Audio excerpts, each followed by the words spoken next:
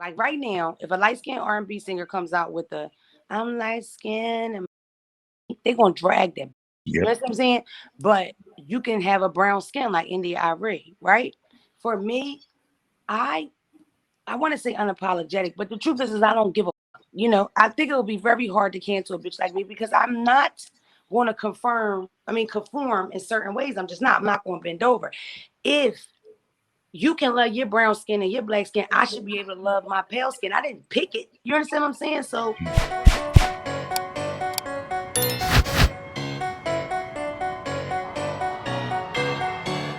of the freedom of speech, The other side of the non-disclosure agreements, the agreements.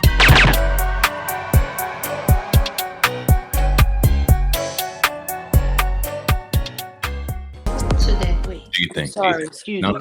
do you think, love? I wasn't finished. I almost forgot. This is important. Yep. And I say, don't call me white girl. It's not wrapped in hate for white people.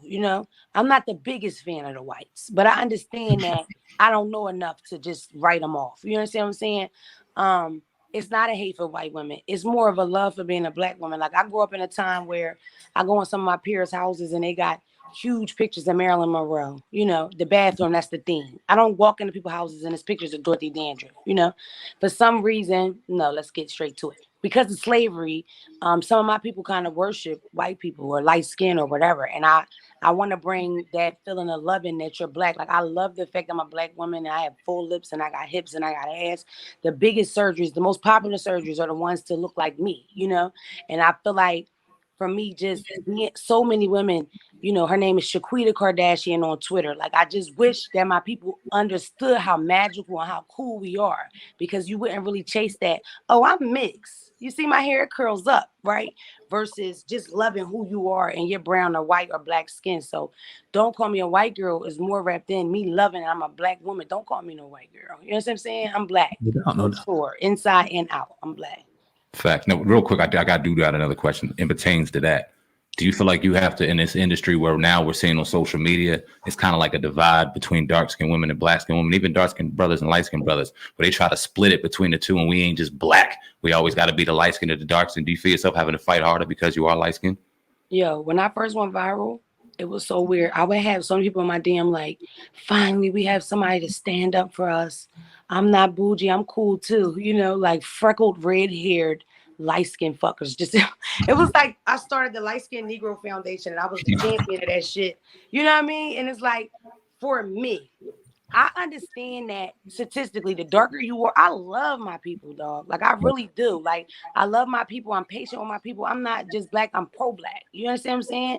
So, like for me, it's like, how do I put this? It's like for example, the colorist thing. Like right now, if a light-skinned R&B singer comes out with a I'm light-skinned and my pussy pink, they're gonna drag that bitch. You know what I'm saying? But you can have a brown skin like India Irie, right? For me, I want to say unapologetic, but the truth is I don't give a fuck.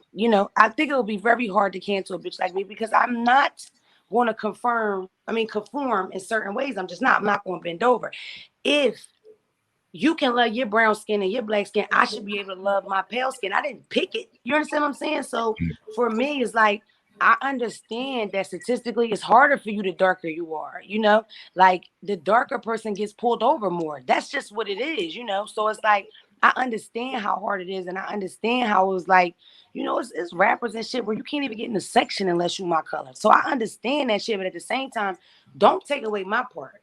Bitches want to fight me because they think I'm a punk. They think I'm scary. I fought a lot growing up because of that. People would try me, or people thinking I'm bougie. Guys liking me, never even trying. Light-skinned girls don't text back. I don't text back, but it's not because I'm light-skinned. You know what I mean? It's because my ADD. But either way, it's like those stereotypes and all that divide, that shit come from slavery, man. That shit come from a bad place. So I'm hopeful that we'll nip that shit in the bud. But at the same time, I don't date light-skinned men. Yeah, at least it'd be like that. It's weird. Definitely appreciate your time. All right, my last question. You've seen a lot of people on IG, a lot of comedians do they thing funny as hell here today, going tomorrow. There's very few that stand the test of time, and you are the hot IG comic. You are the hottest thing out here right now, in my opinion. But you seem a little different. You seem like you are going to stand the test of time. You got the stand up in your bag. You got the new podcast. What makes you different? Don't call me white girl Mona Love. What makes you different from the rest that's going to make you stand the test of time throughout all of this fucking shit that we have and people doing the same exact thing? I'm a real nigga. Talk about it. Feel me? Like, no, really, no. Like, I'm not going to stop. I'm going to get what I want, period. What I want out of this, I will have. So I'm going to have that. I'm going to do an hour special, and they're going to compare that shit to Raw and Richard Pryor and all that. Like, I feel like there's no woman giving it up like me. And I feel like women like that shit. I'll get on social media with my wig off and one lash. I'll talk about stretch marks and having a gut. Right. Like, I'm not doing no fake pretend I'm perfect. I'm hollering and cursing at these kids. When women see me, they see themselves. When men see me, and shout out to Pudge. You know, I think the way you talk, I assume she passed away. No, Pudge is still alive. Her crazy ass. We ain't talked to her much, but you remind us of her. She would come down every summer from Philly. Crazy as hell. Yo, I remind everybody says that. You remind me of my sister, and I think that's my appeal. Like, niggas like the real shit. I think the real shit might come back, and I'm with that. Like, as a person that's on Instagram, listening to music, watching comedy, that shit boring. That perfect shit, perfect edited pictures, all expensive shit, no pain, no suffering. It's like, bro, like, where's the real life? And I feel like it's like just us and them as far as all these rich, famous people, and we're paying them, we're keeping them rich, but it's like, bitch will post a picture and the caption will be, I got on Dior, you poor bitches, and it's 1 million likes. You know what I mean? It's like, nah, I'm going through what y'all go through. I hurt like you hurt. I cry like you cry. Like, I'm raising these kids alone like y'all are. So it's like, I feel like it's a need for me because it's a lot of me. This is what's really going on outside. That shit that we're watching now, that's not for real. This is for real. And I think that's why it's blowing up. Niggas like real shit. And that's what the fuck I am. I'm a real ass nigga.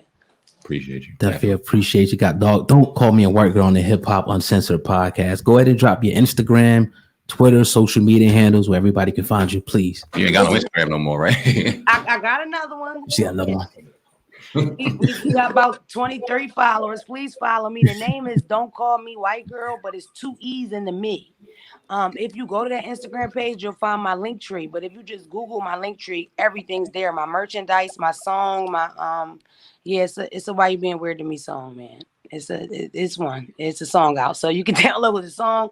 My podcast, the audio drops, I think Tuesday. The video drops Wednesday. You can catch that on Apple Podcast, Spotify Podcast. And all I tell people is, yo, give me one shot. Watch that podcast one time. You're going to come back. Like, it's fun. It's the wild world of my brain, but it's entertaining and you're going to laugh. And we got so much shit in store for people. Like, I think people will really enjoy it. I feel like I'm going to be doing this for a long fucking time. And I like it. I got a show in Virginia, October the 24th. All that info's on my link tree. All right. And you can cash at me whenever you. Hip hop, yeah. Hip hop, bars is back. Hip hop. Sam Ant, oh God, what's up with you? I done watched them niggas do interview after interview. They not culture vultures, the culture something they been into. So if you never gave them a view, I recommend you do. Cause when they question guests, they message is not subliminal. It don't matter if you a rookie.